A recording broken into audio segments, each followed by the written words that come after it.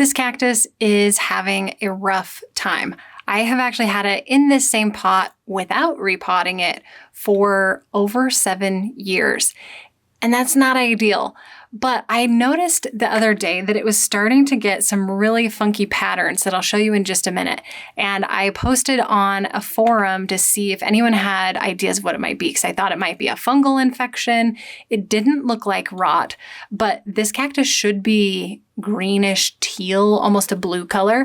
And you can see it is very yellow. So turns out it has a nutrient deficiency. And then the person who was so kind and gave me a very thorough response also suggested that I might have a problem with my roots. But mostly it's just in desperate need of fertilizer, specifically magnesium and calcium. So at the request, I am unpotting this to check out what the roots look like. I'll show you the funkiness that's going on in the side. And I'm also going to show you what it looked like a couple years ago. So if you take a look at this, this is from my post on how to create an underwater succulent arrangement, which, as I said, was made years ago. So here is what the arrangement looks like when I was finished with it. And as you may have guessed, all of these other succulents I pulled out, a couple of them died, but I have left this cactus in here ever since then. So it should be that really beautiful kind of bluish gray color, but it's currently yellow. I don't have a lot of pictures of it along the way, but this picture was taken in 2020. And while it is still on the yellow side, it definitely has some more blue and green to it. And it just slowly, progressively got worse and worse until here it is right now. So let's unpot it. Let's see what those roots are doing. And then we'll also show you close up the spots that I'm getting on it. This cactus doesn't have a ton of really long spines on it, but it has a bunch of little ones. So I'm just gonna hold it with a towel because I need something to kind of grip it as I pull it out. I'm hoping it's just super root bound, but we'll see what those roots look like.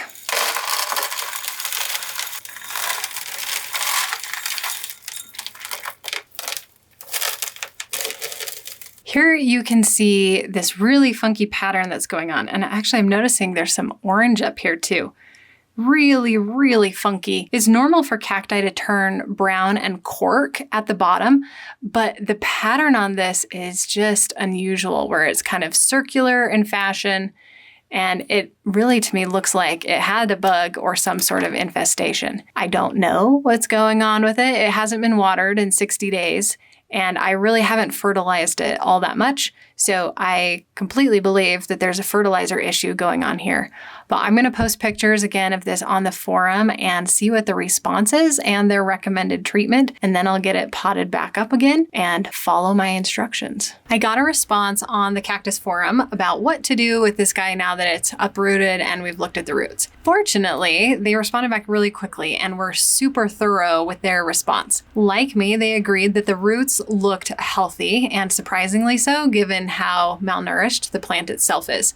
So their suggestion is to repot it, wait for 2 weeks, and then start watering it every 2 weeks with a specific fertilizer, and also being really careful with the pH. Before I got this particular response in this cactus forum, I got a couple responses on Facebook saying that it might be a problem with the pH of my water. I have never paid a lot of attention to pH. It's something that Bonsai Jack recommends. It's something I should probably do, but I haven't. And up to this point, I feel like I've gotten away with it and it's been okay. But since this person was so kind to give such a deep, thorough response, I'm going to follow exactly their instructions and see how long it takes for this plant to start showing signs of recovery. I ordered the pH testing kit along with a fertilizer, 2 different types of fertilizer actually, that they recommended using every time I water. Normally they wouldn't use this fertilizer every single time I water, but because this is malnourished and it needs to recover, they recommended doing it and doing it every 2 weeks. I am going to put this back in the same pot that I had it in originally. It seems like a pretty good size overall, but I'm going to put it in some fresh soil. I also asked about my soil mix in this forum, and he said that this was actually a really great mix for cactus.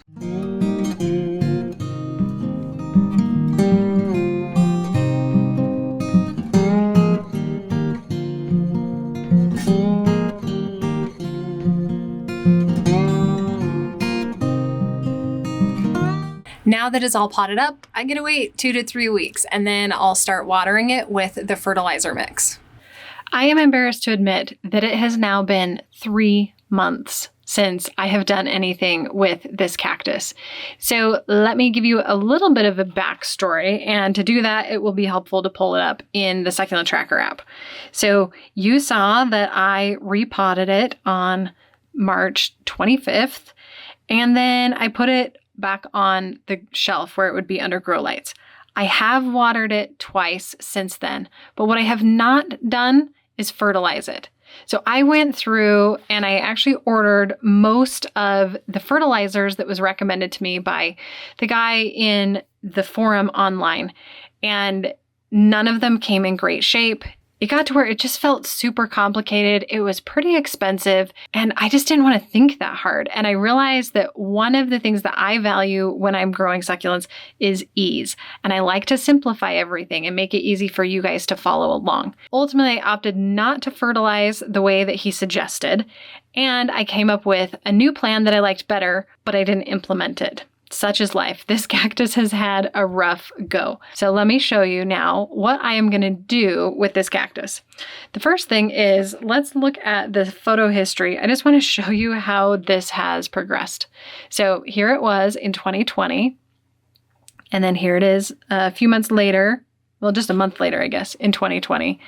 And then here it was in January of 2024. So about 3 years later. And here it is today. So I didn't actually take a picture of it after I repotted it, which I typically do. Like I said, I've really just dropped the ball on this guy. It has had a sad life. But hopefully you can see it's a lot more yellow. It actually has a lot of like red and pink to it. And I think that is because it is so malnourished. It's been so stressed being under a lot of bright light, and it really just needs some nutrients. So there is a little dead section here that I'm just gonna pull off because I would like to just have healthy growth on here. And there is a little bit of a dead spot over on this side as well. I don't know though if I'm gonna be able to quite get that off. Yeah. Oh, we did it. Okay. So does all that need to be pulled off? No, probably not. I feel like it might look a little bit nicer with it off. It doesn't look good though. I'll just be the first to admit this cactus looks very sad. It's still alive though. It's still alive. So what I'm going to do is actually use worm castings as the fertilizer for it. I was recently introduced to this company, the Dirt Club, and they sell super high quality worm castings, which are great for amending soil. It's not a traditional fertilizer, but I went down this huge rabbit hole with fertilizers after the conversation with the guy online, and ultimately just realized I just want something simple that I'm not worried about overdoing it and that I know will add nutrition to my soil. And this is what I've been doing. So I have not done it on this cactus yet. I'm going to show you how to apply it, but I have used it on a few of my other succulents, and so far I've seen really good results. So let's go ahead. We're going to open this up, and they do include a scoop, but I also am going to use my own scoop just to make it a little bit easier. So here's a close-up look at it. It really just looks like very rich soil, but it is actually an amendment. You wouldn't want to just plant right into this. So what I'm going to do, instead of using their scoop, because I feel like it's kind of hard to dump it off, is I'm going to use my handy little scooper here from my favorite toolkit, and I am just going to put this around the base of the cactus. In terms of how much, this is so nutrient deficient that it really doesn't matter how much I put on. It could use a lot. And that's the great thing with the worm castings. You really can't overdo it. The biggest risk you run into with putting more worm castings on here is that the plant grows a lot faster and gets a bit stretched out. But given how stressed this is from the amount of light it's getting and how frequently I water it, I don't think this will be an issue at all. So, kind of look up close here. So I just have a nice pile all the way around the cactus. Okay, so now that that's on here, I'm actually gonna water it in because I haven't watered it in a long time and I didn't just replant it. All I did was add the worm castings on top. So now I'm going to go ahead and water in the worm castings. As always, I like to get the soil completely soaked. I'm using my handy dandy squeeze bottle, and right now I'm just getting the worm castings wet.